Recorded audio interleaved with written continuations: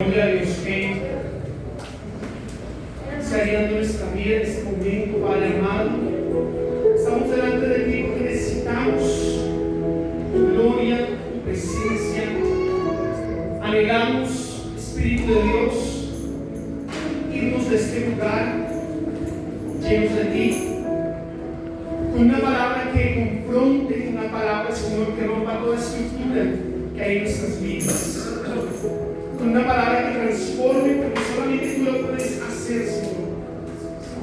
Te pedimos, Espíritu Santo, que te pases en este lugar, pero sobre todo en este lugar, Señor, en nuestro corazón, en nuestra vida, que podamos hoy, Padre omnipotente, poder ver tu gloria, poder ver tu majestad, que los cielos se abran a nuestro favor, que podamos ver las cosas que no son como si fuesen, Señor. Estamos convencidos, Padre, que solamente aquellos que confían en ti, Señor, verán tu gloria. Son aquellos, Señor, que en realidad tienen esa fe puesta en ti, verán tu gloria en todo momento de su vida, Señor. Te lo pedimos, Espíritu de Dios.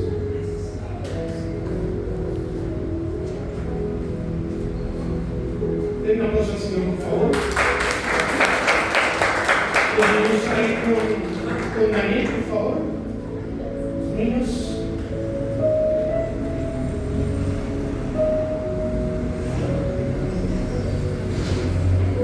Y le pido que por favor vayan conmigo al segundo libro de Reyes, capítulo 4, verso 8. Segundo libro de Reyes, capítulo 4, verso 8.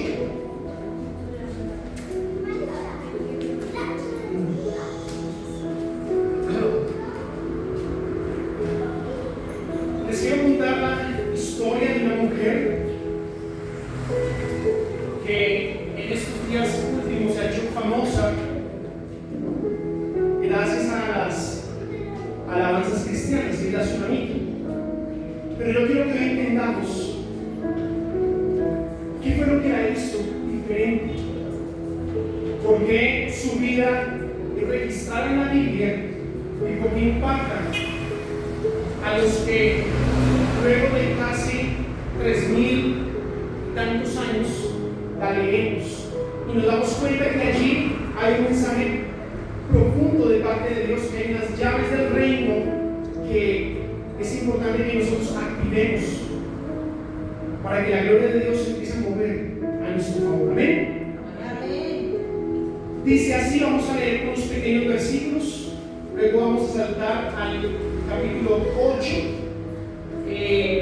porque lo que ella hace, más bien su vida, no solamente se detiene en estos pocos versículos que usted y yo vamos a leer hoy, sino que su historia tiene unos altibajos. Y así pasa cuando estamos con Dios, tenemos altibajos en nuestras vidas. No todo va a ser perfecto, no todo va a ser como deseamos y como queremos. Y debemos entender que para poder resistir o ser resilientes a ese tipo de circunstancias o para afrontarlas, necesitamos obviamente de Dios, pero necesitamos también tener unas actitudes distintas. Dígale que tiene al lado, ¿qué actitud tienes? Dígale, ¿qué actitud tienes?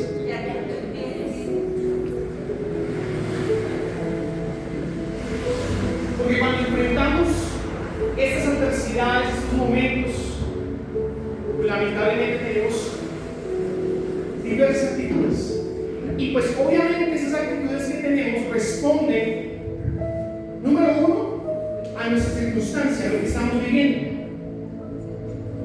Es decir, estamos pasando momentos difíciles, lo más obvio es que entremos en angustia, es que entremos en tristeza, ¿cierto? Eso es lo más obvio porque somos seres humanos. El error está cuando nos quedamos en esa situación, en ese estado. Pero también como nosotros afrontamos las circunstancias, responden a cómo hemos sido criados, responde a las estructuras que tenemos en nuestra mente cuando somos cristianos, eso se tiene que romper.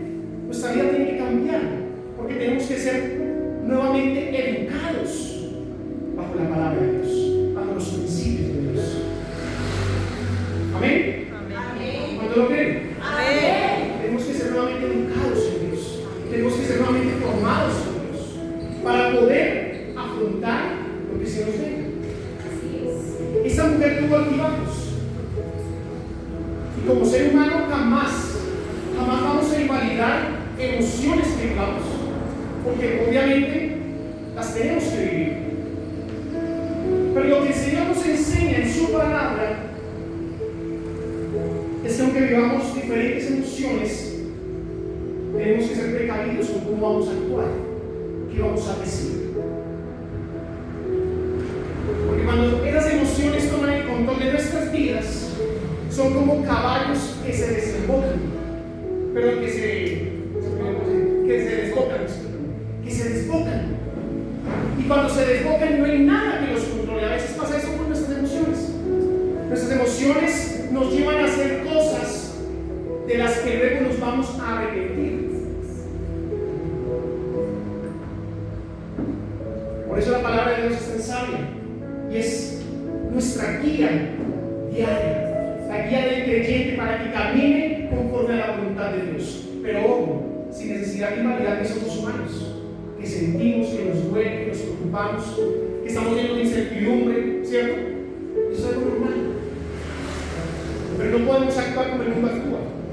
No podemos ser de los que siguen las masas. Tenemos que ser distintos. Y nosotros vivimos en estos últimos tiempos bajo una noción, eso se repite mucho, apostólica y profética. Apostólica porque debemos ser enviados por Dios a expandir el reino. Eso significa el apostolado. Ir afuera, ir allá donde el más necesitado y extender el reino de Dios. Mostrar el amor, la gracia, la misericordia, el servicio de Dios. Y lo profético indica o nos lleva a comprender que nuestra vida tiene que estar sustentada en eso, en la palabra profética más segura, como lo dice allí el apóstol Pedro. La palabra profética más segura es esta. No es la que me dan cuando yo llego a la iglesia y me dan una profecía, no. La palabra profética y sobre la cual debe estar fundamentada mi vida, el principio fundamental de mi vida debe ser este. La palabra de Dios. Por eso estamos bajo una unción apostólica y profética. No es de las nuevas olas. En realidad lo que hacemos es lo que dijo el apóstol Pablo, que nuestra iglesia debe estar fundamentada en lo que enseñan los apóstoles y los profetas, es decir, el Nuevo y el Antiguo Testamento. Y cuando vivimos bajo una unción profética, porque hoy les quiero hablar de eso, que es vivir bajo una unción profética, ocurre lo que le ocurrió a esta mujer. Y por eso es que se ha vuelto tan importante. ¿Se ha escuchado la canción, cierto? La de la Tsunamita, que le dice mi amado, ¿sí? Esa canción pues está basada en la historia de esa mujer. Vaya por favor al versículo 8, dice: aconteció también que un día pasaba Eliseo por Sunem, y había allí una mujer importante que le invitaba insistentemente a que comiese, y cuando él pasaba por allí, venía a la casa de ella a comer. Sunamita no era su nombre. Sunamita es un adjetivo que indica de dónde pertenecía ella. Ella pertenecía a la ciudad de Sunem. Y la palabra Sunem significa reposo. ¿Listo? Satisfacción. Eso significa Sunem. Y para primero debo introducirlos a ustedes el contexto de qué es la ciudad, para después usted entender cuáles son las llaves que tiene que activar como cristiano, como creyente. Y el reposo de Dios indica estar confiado en que su obra va a ser completa. Amén. Eso significa el reposo de Dios, estar confiado en que su obra es completa. Porque recuerda que nuestro tiempo no es el mismo tiempo de Dios. Lo que para nosotros va a pasar en el tiempo de Dios ya ha ocurrido, ya es.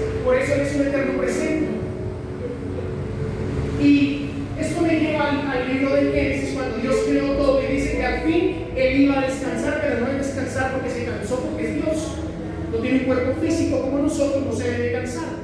En realidad la palabra que se traduce es la palabra reposar y significa estar satisfecho, contento de la obra que habían hecho. Amén. Eso significa reposo, estar satisfecho o completo, contento por la obra que habían hecho. Es cuando uno está comiendo y uno no se siente ni muy lleno ni muy vacío, uno se siente bien, uno se siente contento, ¿cierto? Porque no hay placer más hermoso en la vida que comer o dormir. Cuando usted se despierta y usted sabe que no le faltan horas de sueño, sino que usted dice, se sienta completo. Eso es estar satisfecho. Eliseo pasaba por la ciudad. Ese no era el objetivo de Eliseo. Ese no era el fin de Eliseo. Pero pasaba por la ciudad y necesitaba descansar. Dios a veces nos introduce a lugares en los cuales debemos descansar, porque estamos en un mundo, en un tiempo en el que el ritmo es supremamente acelerado y todos los días estamos haciendo algo, ¿cierto? Tanto el cuerpo como el alma se cansan.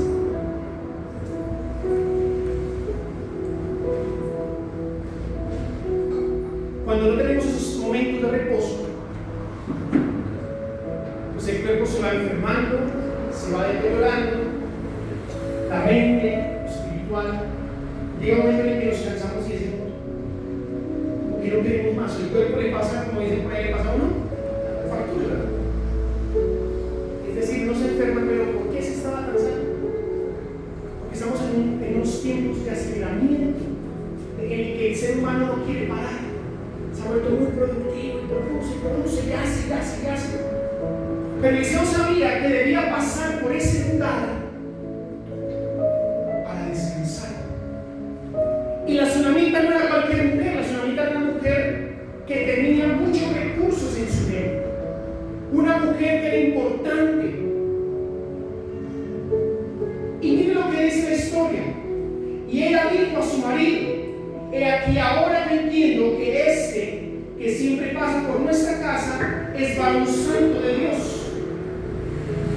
Le dice a su esposo: yo te ruego que hagamos un pequeño aposento de paredes y pongamos allí cama, mesa, silla y candelero, para que cuando él viniera a nosotros se quede.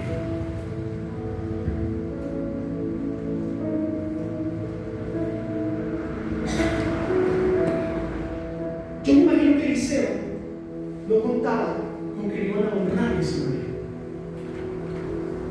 Él se sentía satisfecho con que ella le invitara a almorzar, a comer, de pronto a descansar un día y que él siguiera su camino. Pero resulta que cuando nosotros entramos en el reposo de Dios, es decir, descansamos en la obra de Dios, hay cosas que se empiezan a añadir.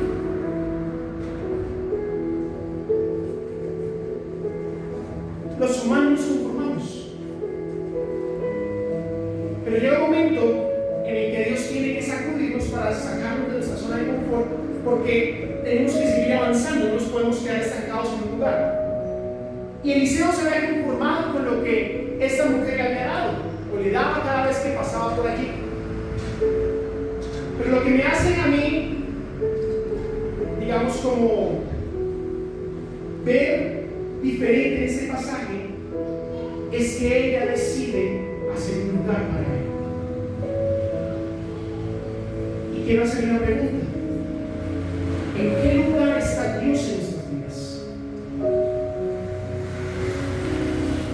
En realidad, Dios tiene ese lugar privilegiado en nuestro corazón. Porque esta mujer lo que utilizó fue la terraza. Lo pudo haber destinado para otra cosa. Pero dijo: yo quiero honrar a ese hombre, no por lo que es, sino por lo que él tiene. Y en su interior está la presencia de Dios. Es lo que me dice aquí la palabra. Lo que ella honra no es al hombre, sino lo que ese hombre tiene de parte de Dios. Y nosotros hoy debemos honrar a Dios con nuestras vidas. ¿Qué lugar debe ocupar Dios aquí en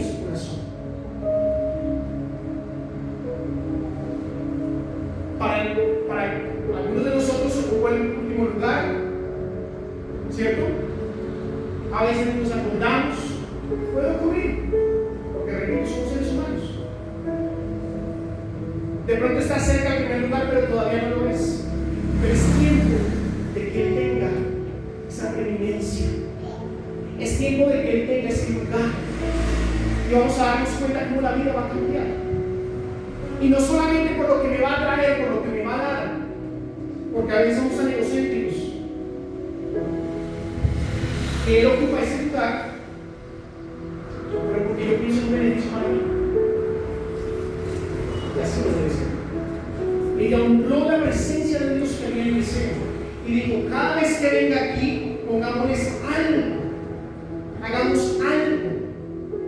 Y lo primero que hace, lo primero que nosotros como cristianos debemos hacer es restaurar el aposento, porque lo que se pone en el último lugar, allá me refiero a la parte de la arquitectura, es el aposento, era lo último que se ponía. Pero era un lugar privado, un lugar de privilegio, porque ahí estaba la presencia de Dios. Y ella dijo: tenemos que restaurar el aposento, tenemos que restaurar lo que hoy conocemos como el altar. Es decir, restaurar el aposento y restaurar el altar simbolizan que Dios debe tener de nuevo el primer lugar, que Él debe ser el primero en nuestras vidas, que Él debe ocupar el lugar de privilegio. ¿Y cómo se restaura este aposento? Cuando yo tomo la decisión de tener una relación distinta con Dios. ¿Cuántos lo creen? Amén. Cuando yo tomo la decisión de tener una relación distinta con Dios. ¿Y qué significa eso de tener una relación distinta con Dios? Que mi caminar en la vida debe tenerlo a Él como prioridad. Él debe ser la prioridad en mi caminar, en mi transitar. Pero cuando yo leía lo del pequeño aposento, mira lo que dice aquí: pongamos una cama, ¿qué más? Una mesa, una silla y un candelero. Esos 4 elementos son supremamente importantes. Y si se da cuenta, la mayoría enfocan o le apuntan a descansar. La cama, la silla, ¿cierto? Reposar. La cama simboliza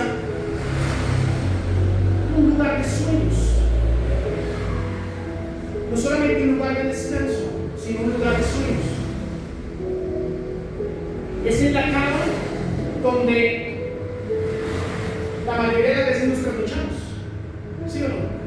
Damos vuelta, no conseguimos acomodarnos, algo está pasando, es ahí donde pensamos, sobrepensamos.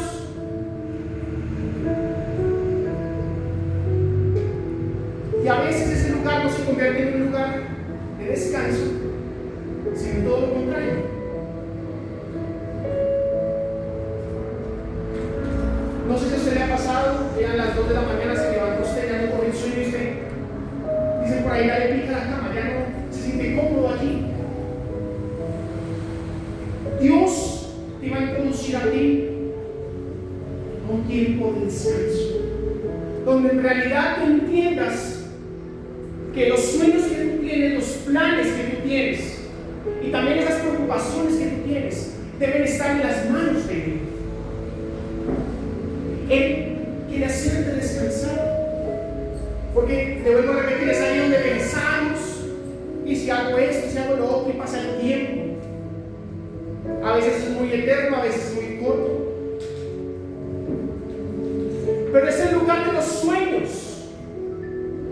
Y no me estoy refiriendo solamente a lo onírico, me estoy refiriendo, onírico me refiero a los sueños que tenemos, esos símbolos que aparecen cuando dormimos. No me refiero a eso. Me estoy refiriendo a los sueños que tenemos como planes en nuestra vida, como objetivos en nuestra vida. Pero si no tenemos descanso, va a a ser muy difícil poder ejecutar esos sueños. ¿Saben por qué? Porque hemos entendido que los que hacemos los sueños no somos nosotros, sino que los hace Dios. Él es el que hace los sueños. Él es el que tiene la materia prima para que esos sueños se hagan realidad. Tú simplemente caminas en fe lo que Él ha destinado para tu vida. Número 2, una mesa. Lo primero, descansar en Dios. Que esas preocupaciones no me lleven a no tener un descanso. Que eso no me lleve a desesperarme. Que eso no me lleve a tal vez terminar con con que mi mente no tenga salud. Porque cuando no se duerme bien y nos creamos preocupaciones y sobrepensamos y demás, pues nuestra salud mental se empieza a confiar. Es descansar en Él. Número 2, ¿cómo yo descanso en Él y cómo mi vida se puede llenar de fe para yo entender que Él es el único que puede hacer que esos sueños, que esos objetivos o que mi destino está en sus manos? ¿Cómo lo puedo yo creer? Aquí está la respuesta: su palabra. La mesa simboliza estudiar la palabra de Dios, acercarme no solamente a leer la palabra, sino que la palabra tenga un impacto en mi vida, que yo entienda que cada vez que yo leo la palabra de Dios no puedo ser igual. Mi vida cambia, mi vida toma otro sentido.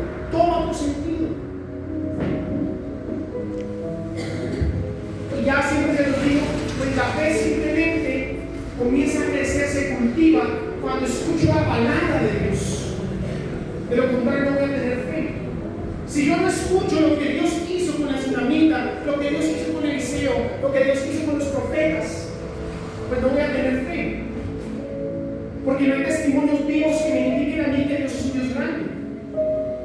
Y que lo que yo estoy viviendo es algo insignificante para Dios, aunque para mí sea grande. Aunque ese gigante sea grande para ti, para Dios es insignificante. Por eso es que leo la palabra, porque es la que me da fe, la que me da fortaleza, el entendimiento de que Él es el único que está en control sobre todas las cosas. Siguiente. Pues si usted tiene una mesa y no tiene una silla para leer la palabra, se va a cansar, ¿cierto? Pues la silla representa descansar en la palabra de Dios.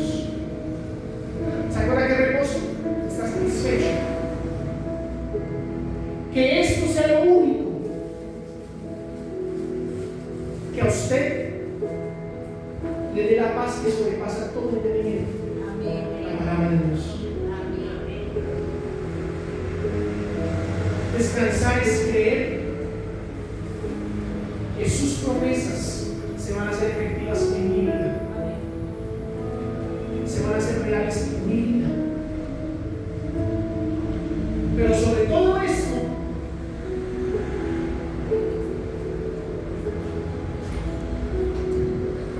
lo que más me parece muy importante es el último elemento, que es un ¿qué? Un candelero.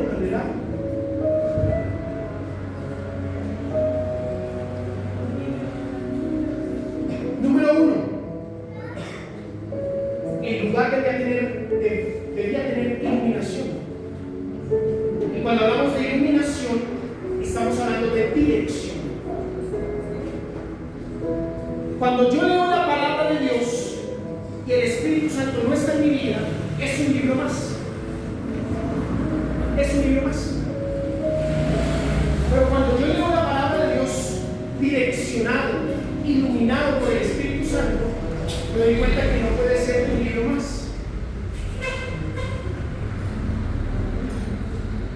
Y cuando yo digo un libro más, usted se pudo haber leído muchos libros en su vida, pero ninguno puede ser tan impactante como este. realidad transforma.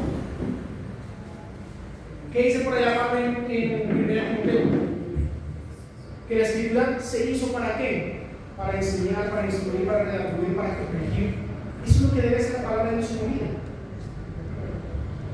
Se lo dije al principio, es la brújula de todo cristiano. Por eso es dirección. Pero es dirección solamente si el Espíritu Santo está en nuestras vidas. De lo contrario, es un libro histórico más, un libro de poesía más, un libro que nos narra lo que pasó con una cultura hace muchos años atrás, etcétera, etcétera. Y el candelero, que la mayoría de las veces era de 7 brazos, representa al Espíritu Santo. Es decir, que nuestra vida debe estar en total conexión con el Espíritu Santo. De lo contrario, no vamos a poder ser dirigidos. Es entender que cuando vamos a tomar una decisión, cuando vamos a emprender algo, Él debe guiarnos, Él debe hablarnos. Y no es solamente cuando esa palabra habla en mi vida, sino cuando esa palabra viene de aquí, de estas hojas, y se hace rema, es decir, se hace vivo en mi vida.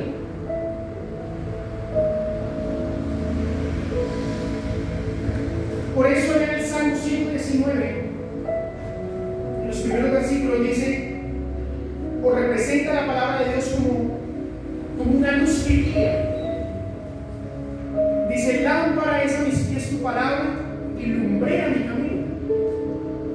Cuando el hombre está a oscuras, fácilmente tropieza, fácilmente expresa el enemigo, pero cuando ese hombre levanta la lámpara puede ver hacia dónde dirigirse.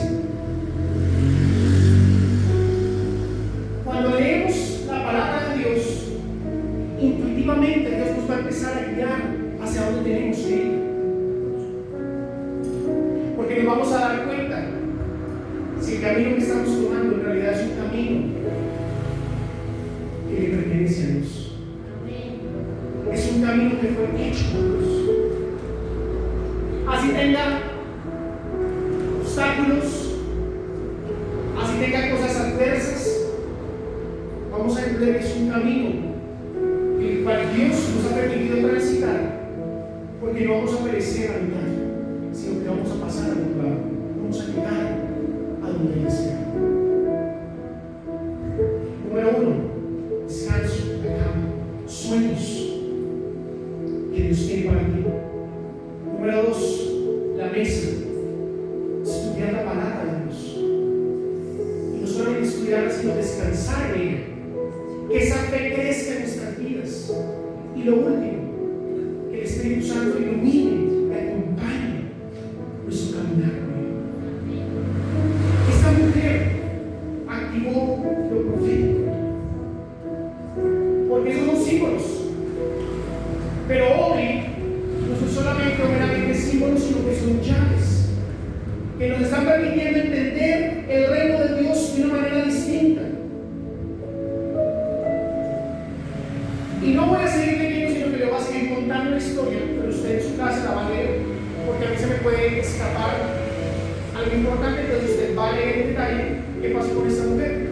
Eliseo continuaba todos los años que pasaba por allí, se quedaba porque sabía que había un lugar reservado para él, que ese lugar le pertenecía a él, porque ella lo quiso honrar. Pero Eliseo no sabía cómo honrar a esa mujer que lo había honrado a él, porque en el reino de Dios todo debe ser recíproco. Y Eliseo no iba solo, sino que iba con sus discípulos, y uno de esos se llamaba Giesi. Andaba con él para arriba y para abajo aprendiendo. Lástima que el legado no lo recibió Giesi, sino que lo recibió, ¿sí? pero andaba para arriba y para abajo con su siervo Eliseo, con Giezi. Y un día, estando allí en su aposento, le dice: bueno, Giezi, ¿cómo podría yo retribuir a esta mujer lo que ha hecho por nosotros? Llámala, porque le quiero preguntar. La llamó, ella llegó al aposento y él le dice: ¿cómo quieres que te honre? ¿Quieres que dé alguna palabra al rey por ti? Ella no necesitaba nada porque era una mujer que lo tenía todo. ¿Quieres que le diga al ejército algo por ti? Me imagino, supongo, que lo que le estaba diciendo era por protección, pues al ser una mujer con muchos recursos, pues era blanco fácil de amigos de lo ajeno. Y ella le dice: no, en realidad no necesito nada de eso. Lo hizo de corazón, ella no necesitaba nada. Lo hizo de corazón, lo hizo con amor. Esta mujer se va y Eliseo no se queda con eso, dice: no, yo quiero honrarla a ella. Giezi, ¿cómo podríamos hacerlo? Y Giezi se le iluminó la mente y dijo: mire, aunque ella tenga todo, hay algo que a ella le falta, que es un hijo. Le hace falta un hijo. Entonces Eliseo le dice a Giezi: llámala de nuevo, porque yo le quiero decir algo. Y ella regresa a la puerta y Eliseo le dice: para esta fecha, en un año, tú vas a tener un hijo. Y ella le responde: no te dije que no necesitaba nada, pero en su interior ella deseaba un hijo. Ella deseaba un hijo. Y le dice: no te burles de mí. Espero que eso que tú me acabas de decir no sea una burla ni sea una ofensa. Eliseo se queda callado. Al otro día coge su camino. Y al año siguiente, la mujer ya tenía en sus brazos un hijo. ¿Qué quiero decir? Esos sueños que parecen perdidos, en los próximos días los vamos a tener en nuestros brazos. Amén. Vamos a alzar. Porque la palabra de Dios lo que hace es crear. Es la semilla. Y cuando una semilla cae en tierra fértil, la semilla debe crecer. Cuando la palabra de Dios cae en tu corazón, esa palabra crece. Porque tú debes ser tierra fértil para él. Una palabra que decimos nosotros es una palabra creadora. Porque lo que humanamente es imposible, Dios lo va a hacer posible. Y esa mujer lo vivió. Esa mujer lo soñó y lo tuvo en sus manos. Pasó el tiempo. El niño ya estaba grande, ya ayudaba en los quehaceres de la casa y demás. Y desde que un día se fue a encontrar con su papá, donde su papá estaba trabajando con sus trabajadores, para la redundancia.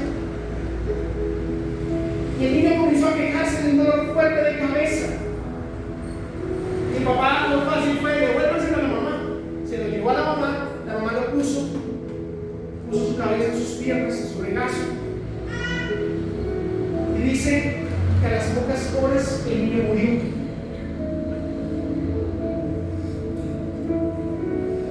Ella fue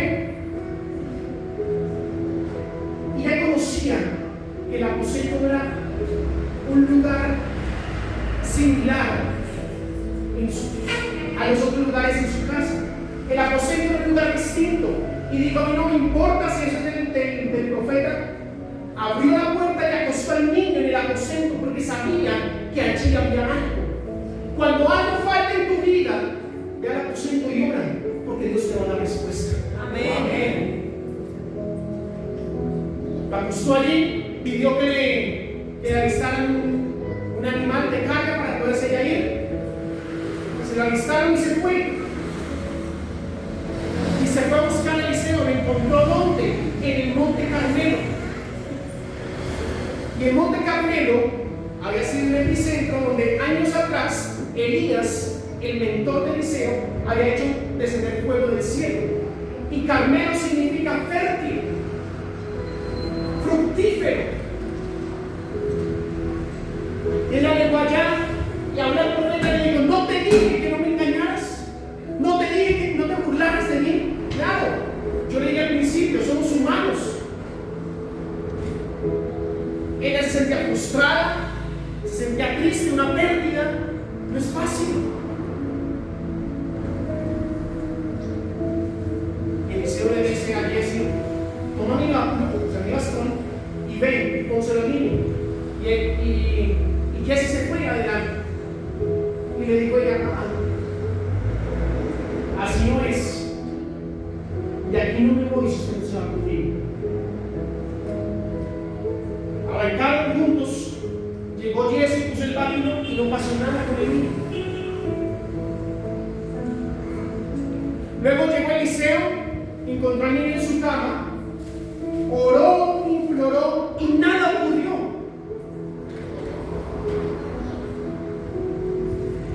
Comenzó a caminar por toda la casa y luego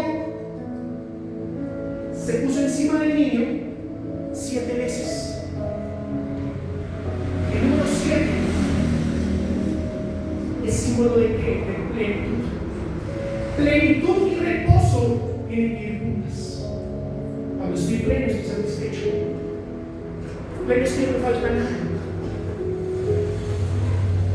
El séptimo momento en el que Eliseo se pone encima del niño fue de vida a él.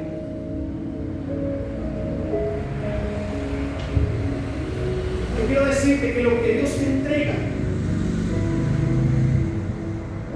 no es para hacerte quedar en vergüenza. Lo que Dios te entrega no es para quitarte. Lo que Dios te entrega es para seguirse glorificando. Amén. Pasó así. Esa mujer feliz, contenta. Usted hice como un script de varias cosas. Usted va a leer ahí en su casa. Pero resulta que un día Dios le habla a Eliseo y le dice: mira, va a haber una gran hambre en esta tierra. Y en la primera persona que Eliseo piensa es en la tsunamita, así como era pensó primero en él.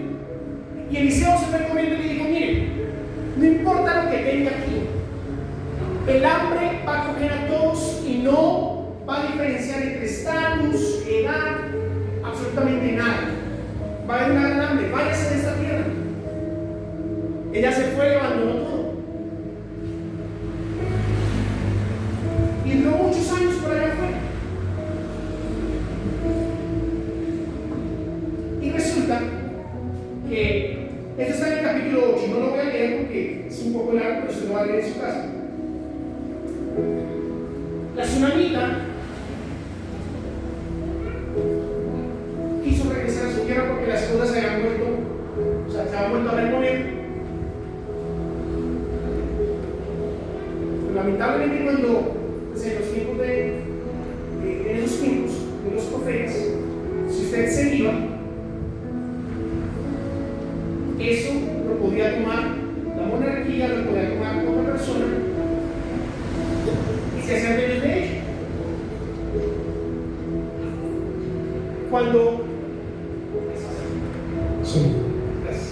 Cuando ella regresa, obtiene el deseo de regresar, pues sabía que no tenía nada. Regresaba no con el mismo estatus que tenía antes, porque eso ya no le pertenecía a ella. Duró muchos años por fuera. De pronto había conseguido algo afuera, bueno, no lo sabemos, no lo narra la Biblia. Pero resulta que ella iba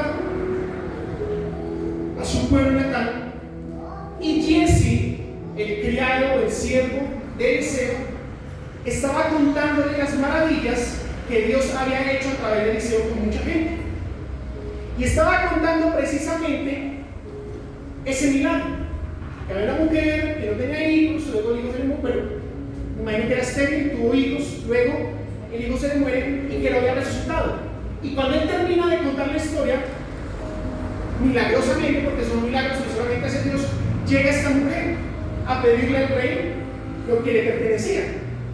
O sea, era en vano, porque no se lo iban a devolver. Pero por ahí dicen, el que no arriesga, ¿cierto? No piensa. Ella se arriesgó a ir, y cuando llega, Giezi la ve y dice: mire, lo que yo le conté, ella le puede dar testimonio, porque a ella fue que el milagro le llegó. La mujer le cuenta, y miren lo que dice el último versículo. Y preguntando, versículo 6, y preguntando el rey a la mujer, ella se lo contó. Entonces el rey ordenó a un oficial, al cual dijo: hazle devolver todas las cosas que eran suyas y todos los frutos de sus tierras desde el día que dejó el país hasta ahora. Cuando estamos bajo una unción profética, hay una unción de restitución. A ella se le hizo restitución de tierras, es decir, se le devolvió, pero no solamente se le devolvieron las tierras, sino que además todo lo que la tierra había producido por ese tiempo se le devolvió a ella. Cuando estamos en Dios, no necesitamos palancas del mundo. Tocamos la puerta del cielo y aquí abajo se activa lo que Dios quiere activar. Amén. Amén. Póngase sobre sus pies, por favor.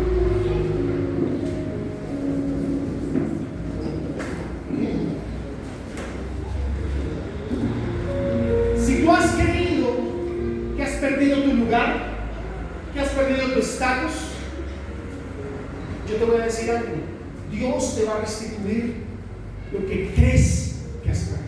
Amén. Y te lo va a restituir como creces, porque ese es Dios al que yo creo, porque la Biblia me lo muestra.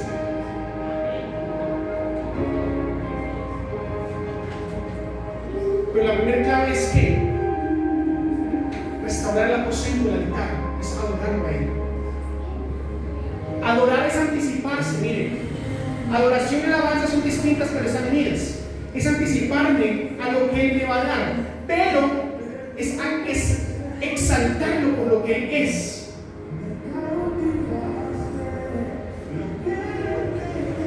Si tú le das en primer lugar a Dios,